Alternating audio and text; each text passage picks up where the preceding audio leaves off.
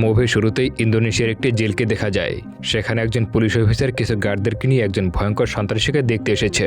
সেই police officer এসে ওই কয়েদের ছেলের মধ্যে কিছু বাচ্চার ছবি ছুঁড়ে মারে আর বলে, এসব বাচ্চাদের ছবি ভালো করে দেখে নাও, এসব নিষ্পাপ বাচ্চাদের জীবন তুমি একেবারেই শেষ করে দিয়েছ। তোমাকে ধরার জন্য আমাকে অনেক স্যাক্রিফাইস করতে হয়েছে, তাই যতক্ষণে তোমাকে মৃত্যুদণ্ড না দেওয়া হচ্ছে ততক্ষণে আমি শান্তিতে বসে থাকবো না। কিন্তু পুলিশ অফিসারটি কল্পনাও করতে পারেনি এই কয়েদি আগে থেকে এখান থেকে পালানোর সব ব্যবস্থা করে রেখেছিল। কিছুক্ষণ পর দেখা যায় একজন স্টাফ সেখানে আসে ঝাড়পুছ করার জন্য, কিন্তু হঠাৎ করে সে ওখানে থাকা গার্ডদের উপরে হামলা করে দেয়। এরপর পুলিশের সঙ্গে তার ফাইট শুরু হয়ে যায় আর সেই সুযোগকে কাজে লাগিয়ে ওই মারাত্মক ক্রিমিনালটি জেল থেকে বাইরে বেরিয়ে আসে। তার নাম হলো লি। লি এই মুভির প্রধান ভিলেন, তাকে চাইনিজ মাস্টারও বলা হতো। সেল থেকে বেরিয়ে লি সেই অফিসারটিকে একেবারে নিজের হাতে শেষ করে দেয়। কিন্তু ভিতরে থাকা সব গার্ডরা মারা গেলেও দেখা যায় বাইরে অনেকগুলো গার্ড আগুনিয়ে দাঁড়িয়ে আছে। লি সেখান থেকে বের হওয়ার জন্য একটা প্ল্যান করে। সে ওখানকার কিছু আসামিদেরকে সেল থেকে বের করে আর তাদেরকে কিছু বন্দুক দেয় আর বলে, বাইরে থাকা গার্ডদেরকে যদি শেষ করা যায় তাহলে তোমরা একেবারেই এখান থেকে মুক্ত হয়ে যাবে। এর জন্য সেই সব কয়েদিরা মিলে গার্ডদের সাথে ভয়ানক গোলাগুলিতে জড়িয়ে পড়ে আর এমন ভয়ানক গোলাগুলিতে সব গার্ডদের সাথে সাথে অনেক কয়েদিও সেখানে মারা যায়। আর এবার লির সামনে আর কোনো বাধাই রইল না। এরপর সে ওই জেল থেকে পালিয়ে যায়। অন্যদিকে একজন জেলেকে দেখা যায় যে কিনা সমুদ্রের পাশে একজন মানুষকে পড়ে থাকতে দেখতে পায়। কাছে আসলে বুঝতে পারে লোকটা সমুদ্রের স্রোতে ভেসে ভেসে এখানে এসেছে।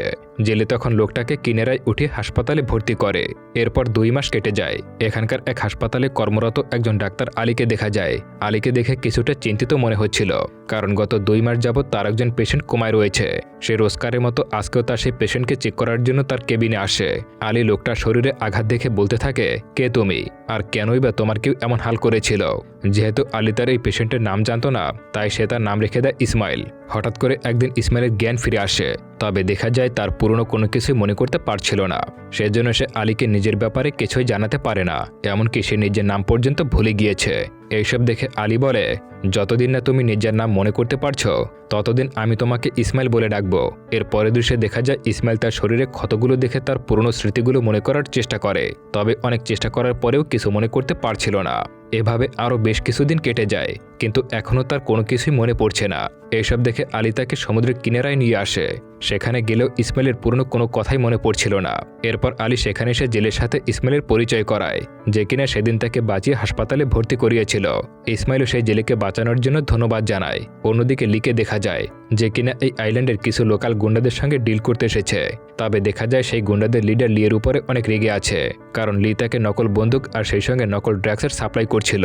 তাই সেই লোকটা রেগে বলে, আমি আর তোমার সঙ্গে কোনো ডিল করছি না, আর তাকিয়ে দেখো তোমার খেলা শেষ করতে আমি সাথে করে অনেক গুন্ডা নিয়ে এসেছি। তবে এই লিডারের কোনো ধারণাই ছিল না যে লি আগে থেকে সবকিছুর বন্দোবস্ত করে রেখেছিল। দেখা যায় ওয়ার হাউজের বাইরে লির কিছু লোক দাঁড়িয়ে আছে। এরপর তারা এসে সেই লোকাল গুন্ডাদেরকে মারতে শুরু করে। অন্যদিকে সেই লোকাল হাউজের মধ্যে লিয়ের সঙ্গে থাকা লেডি কিলার শিবা সেখানে থাকা গুন্ডাদের সঙ্গে ফাইট করতে থাকে।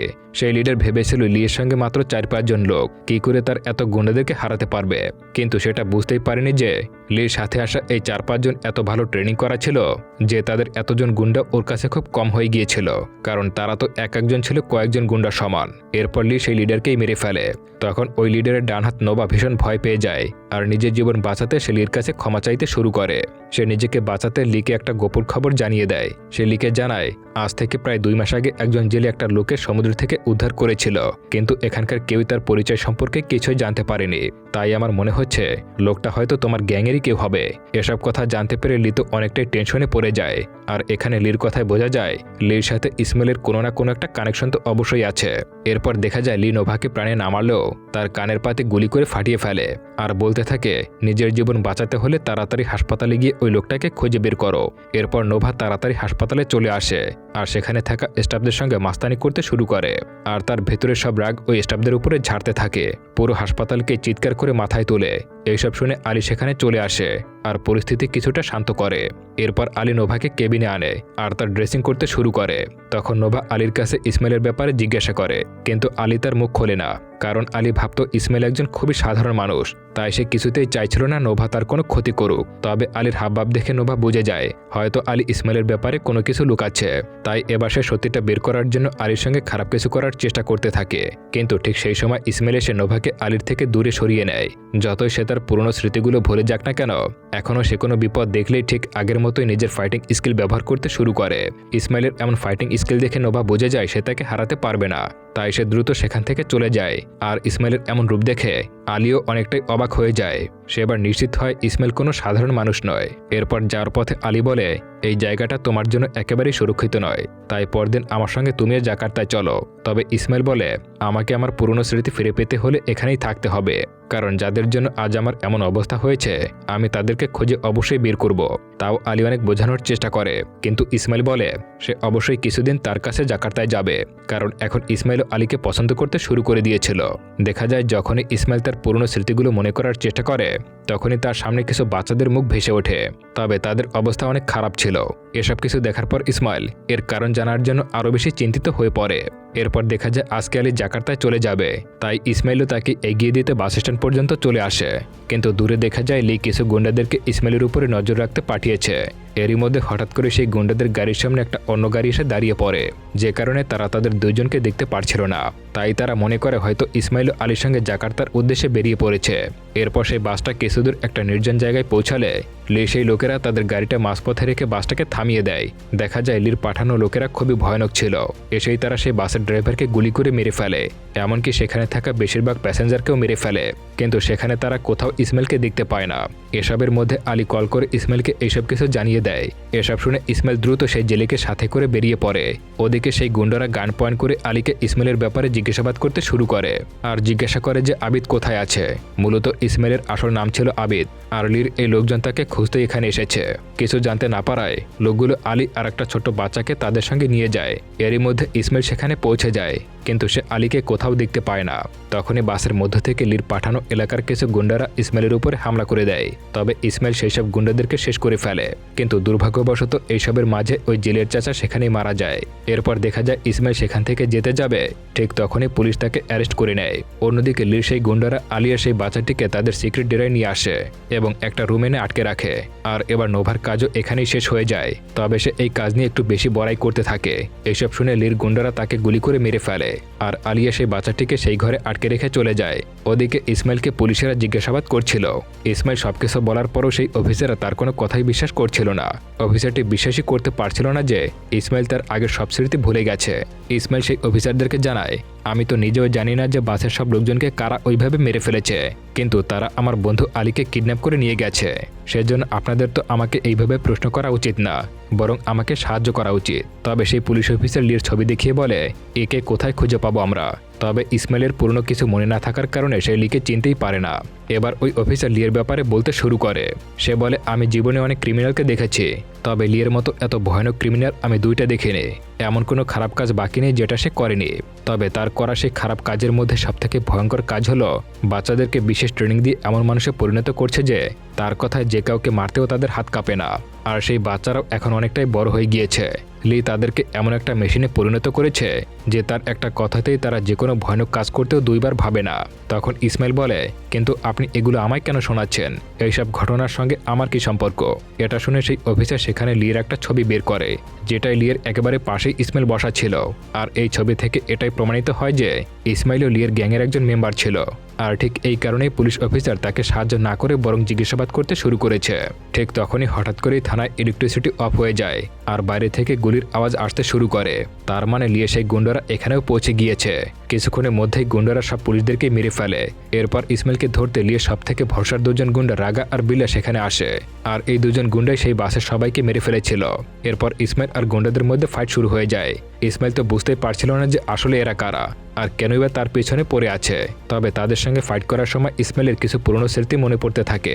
সে দেখতে পায় এরা দুজনে একসময় তার খুব ভালো বন্ধু ছিল, তবে এদের কাছে লির অর্ডার থেকে বড় কিছুই ছিল না, আর এরা লির কথাতেই তাকে মারার জন্য এখানে এসেছে। দেখা যায় তাদের দুজনের সাথে ইসমাইলের ভয়ানক লড়াই চলতে থাকে, আর এই মারাত্মক লড়াইয়ের এক পর্যায়ে ইসমাইল সেই গুন্ডাদেরকে মারতে সক্ষম হয়। এসবের পরে ইসমাইল সেখান থেকে যেতে যাবে, ঠিক তখনই সে লিয়ের একজন গুন্ডার পকেটে ফোন বাজতে শোনে। কল রিসিভ করে ইসমাইল লিয়ের আওয়াজ পায়। এটা শুনে ইসমাইল বলে, আমায় আর খুঁজে বেড়াতে হবে না, আমি নিজেই আসছি তোমার কাছে। ইসমাইলের আওয়াজ শুনে লি বুঝে যায় সে রাগা আর বিল্লাকে মেরে ফেলেছে।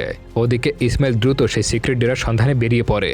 ইসমাইল একটা জঙ্গলের পথ ধরে এগিয়ে গেলে সামনে একটা কুয়া দেখতে পায়, আর সেটা দেখে ইসমাইলের ছোটবেলার অনেকগুলো ভয়ানক স্মৃতির কথা মনে পড়ে যায়। মূলত অনেক বছর আগে লি ইসমাইলের সাথে সাথে আরও বেশ কিছু বাচ্চাদেরকে কিডন্যাপ করে এই কুয়োতে এনে রেখেছিল, আর তাদেরকে অনেকদিন ধরে কোনো জলখাবার দিত না, আর অল্প কিছু খাবারের জন্য তারা একে অপরের সাথে জীবন মরণে লড়াই করত। আর সেখান থেকে যে বাচ্চাটা শেষমেশ বেঁচে যেত তাকেই লি তার টিমে নিয়ে যেত আর নির্মমভাবে ট্রেনিং শুরু করে দিত। আর লি ওইসব বাচ্চাদেরকে ছোটবেলায় জীবনের ভয় ছড়িয়ে দিত, যে কারণে ওইসব বাচ্চারা অনেক মারাত্মক আর ভয়ঙ্কর গুন্ডায় পরিণত হয়েছিল। ঠিক তখনই ইসমাইল সেখানে তার একজন পুরনো বন্ধুকে দেখতে পায়। তার সাথে ইসমাইলের অনেক ভালো সম্পর্ক ছিল, এর জন্য ইসমাইল তার সঙ্গে ফাইট করতে চাইছিল না। তাই সে বলে, আমার শত্রুতা শুধুমাত্র লিয়ের সাথে, তুমি এর মধ্যে এসো না। কিন্তু সেও লিয়ের কথা অনুযায়ী ইসমাইলের উপরে আক্রমণ করে দেয়, আর এবার ইসমাইলের সঙ্গে তার আবার ভয়ঙ্কর মারামারি শুরু হয়ে যায়। সেও ইসমাইলের মতো অনেক দক্ষ একজন ফাইটার ছিল, এ কারণে এই ফাইটে ইসমাইল অনেকটাই আঘাত পায়। তবে তাও শেষমেশ ইসমাইল এই লড়াইয়ে জিতে যায়। তার মৃত্যুতে ইসমাইল অনেকটাই কষ্ট পায়। সে তার বন্ধুর লাশ রেখে লিয়ে সে গোপন ঘরের দিকে এগিয়ে যেতে শুরু করে। এরই মাঝে ইসমাইলের সামনে লিয়ে সে মারাত্মক লেডি কিলার শিভা চলে আসে, আর তাদের মধ্যে মারাত্মক ফাইট শুরু হয়ে যায়। তবে অনেক সময় লড়াইয়ের পর ইসমাইল ঠিকই শিভাকে হারিয়ে ফেলে, তবে সে শিভাকে মারতে চাইছিল না। এর জন্য সে শিভাকে বলে, লি নামের ওই শয়তান আমাদের সবার জীবনকে জাহান্নামে পরিণত করেছে, তাই তোমারও উচিত আমার মতো লিয়ের বিরুদ্ধে গিয়ে এই গ্যাং থেকে বেরিয়ে আসা। আর এখানেই বোঝা যায় শিবা আর ইসমাইল একে অপরকে ভালোবাসত। তবে একদিন সে লিয়ের বিরুদ্ধে চলে যায়, আর সেজন্য শিবাই লিয়ের কথা ইসমাইলের উপরে গুলি চালিয়েছিল। আর সেদিন শিবাই ইসমাইলকে হেডশট করেছিল, যার কারণে ইসমাইলের সব পুরনো স্মৃতিগুলো মুছে গেছে। যদিও শিবা এখনও ইসমাইলকে ভালোবাসে, কিন্তু বাকি সব মেম্বারদের মতো আজও লি তার কাছে তার বাবার মতোই ছিল। তাই লির অর্ডার মানতে সে যে কোনো কিছু করতে রাজি আছে। ইসমাইল বারবার তাকে বারণ করলেও শিবা কিছুতেই থামছিল না। আর এবার এমন একটা পর্যায়ে চলে আসে যে শিবার হাতে গান আর ইসমাইলের হাতে ছুরি আসে। তবে শিবা ইচ্ছা করে এদিক ওদিক গুলি চালাতে শুরু করে, আর এতে ইসমাইল অবাক হয়ে ছুরিটা তার দিকে ছুড়ে মারে। ছুরিটা গিয়ে একেবারে শিবার পেটে লেগে যায়। আর এটা দেখে বোঝা যায় শিবা এইবার ইসমাইলকে মারতে চাইছিল না, কারণ হয়তো শিবা ইসমাইলকে গুলি করার সেই আফসোসটা এতদিনে বয়ে বেড়াচ্ছিল। আর সেই কারণে শিবা আজকে ইসমাইলের হাতে মরার জন্য ইচ্ছে করে গুলি চালায়নি। ওদিকে লি জেনে যায় তার টিমের ট্রেনিং দেওয়া সব মেম্বারকে ইসমাইল শেষ করে দিয়েছে, আর তার ডেরায় এখন শুধু ভাড়াটে গুন্ডারাই রয়ে গেছে। অন্যদিকে সে ভাড়াটে গুন্ডাদের মধ্যে একজন আলীকে জোর করে তার সঙ্গে খারাপ কিছু করতে চাইছিল। ঠিক তখনই সেই ছোট্ট বাচ্চাটা এসে লোকটার মাথায় আঘাত করে। তখন আলী সেই লোকটার কাছ থেকে গান নিয়ে তাকে সেখানে শেষ করে ফেলে। এরপর আলী সেই ঘর থেকে বেরিয়ে আরো 3-4 জন গুন্ডাকে শুট করে মেরে ফেলে। তবে এরই মধ্যে বাইরে থেকে আরো 2 জন এসে অনবরত তাদের দিকে গুলি চালাতে শুরু করে। তবে ওদিকে আলীর বন্দুকের গুলি শেষ হয়ে গিয়েছে, তাই আবারও আলী খুব বাজেভাবে সেখানে ফেসে যায়। তবে এরই মধ্যে সেখানে ইসমাইলে চলে আসে আর ওই গুন্ডাদেরকে শেষ করে ফেলে। আর এতে করে আলীরা সেই বিপদ থেকে বেঁচে যায়। তবে এত কিছুর পরে ইসমাইলের প্রতি আলীর মনে ঘৃণা জন্মাতে শুরু করেছে। সে ছুরি দেখে ইসমাইলকে তাদের থেকে দূরে থাকতে বলে, কারণ আলীকে লি ইসমাইলের পুরো জীবনের ঘটনা খুলে বলেছে। তাই সেও এবার ইসমাইলকে ভয় পেতে শুরু করে। তখন ইসমাইল আলীকে বলে, আমার সেই পুরনো জীবনকে আমি বেছে নিইনি, আর এখন আমি এই জায়গায় এসেছি শুধুমাত্র তোমাকে বাঁচানোর জন্যই, কারণ তুমি আমাকে নতুন একটা জীবন দিয়েছ। এইসব কথায় আলীও কিছুটা ঠান্ডা হয়। সে এসে ইসমাইলকে শক্ত করে জড়িয়ে ধরে কাঁদতে শুরু করে। এরই মধ্যে সেখানে লি চলে আসে, আর সে ইসমাইলের উপরে আক্রমণ শুরু করে দেয়। এতক্ষণ ফাইট করার ফলে প্রথমে ইসমাইল লিয়ের সঙ্গে তেমন পেরে উঠছিল না, কিন্তু তাও ইসমাইল কিছুতে হার মানার পাত্র ছিল না। তারা সেই লড়াইয়ের মধ্যে নিজেদের সাথে কথা বলে যাচ্ছিল। লি ইসমাইলকে বলতে থাকে, তুমি আমার ভরসা ভেঙে দিয়েছ, তোমাকে বড় করে আমি আমার জীবনের সবথেকে বড় ভুলটাই করেছি। তুমি তো আসলে একজন পাগল ছাড়া আর কিছুই না, যে কিনে শত শত বাচ্চাদের জীবন শেষ করে দিয়েছে। তুমি কখনোই একজন বাবা হতে পারো না, কারণ কোনো বাবাই তার বাচ্চাদেরকে খুনি বানাতে চায় না। কিন্তু তুমি তো নিজের এই পাগলামের জন্য অনেক বাচ্চাদেরকে একেবারে জঙ্গলি জানোয়ারের মতো বানিয়ে ফেলেছ। এইসব বলতে বলতে ইসমাইল লির উপরে আরো ভয়ানকভাবে আঘাত করে। এইসব দেখে এবার লি ওখান থেকে পালানোর চেষ্টা করে, কিন্তু ইসমাইল তো তাকে কিছুতেই ছাড়ার মুডে নেই। সে বাইরে গিয়ে আবারও তার সঙ্গে ফাইট শুরু করে দেয়। আর ফাইটের এক পর্যায়ে ইসমাইল লিকে ধরে একটা গাছের উপরে ফেলে দেয়, আর সেই গাছের ডাল লিয়ের শরীরে একেবারে এপার থেকে বেরিয়ে আসে। তবে এত কিছুর পরেও লি নিজের সাথে ইসমাইলকে মারতে চাইছিল, তাই সে ওই তীক্ষ্ণ ডালের দিকে ইসমাইলকে টানতে শুরু করে, যাতে সেটা ইসমাইলের শরীরও এপার থেকে ওপারে বেরিয়ে যায়। তবে ঠিক তখনই আলী এসে ইসমাইলকে লিয়ের থেকে ছাড়ানোর চেষ্টা করে, আর এতে করে একটুর জন্য ইসমাইল মরতে মরতে বেঁচে যায়। তবে আঘাত পাওয়ার ফলে ইসমাইল সেখানেই অজ্ঞান হয়ে পড়ে যায়। এরপর কিছুদিন পরের দৃশ্য দেখা যায়, আলী এখন সুস্থ হয়ে গেছে, আর সে এখন জাকার্তার একটা হাসপাতালে আছে, আর সেখানেই অন্য কেবিনে ইসমাইলে ভর্তি আছে। তবে সেদিন থেকে এখনও ইসমাইলের জ্ঞান ফেরেনি, তার চিকিৎসা চলছে। তবে দেখা যায় অবশেষে ইসমাইলের জ্ঞান ফিরে এসেছে, আর চোখ খুলে সে আলীর সঙ্গে ইশারায় কথা বলতে চেষ্টা করে। আর এই হ্যাপি মোমেন্টের মাধ্যমে মুভিটা এখানেই শেষ হয়ে যায়।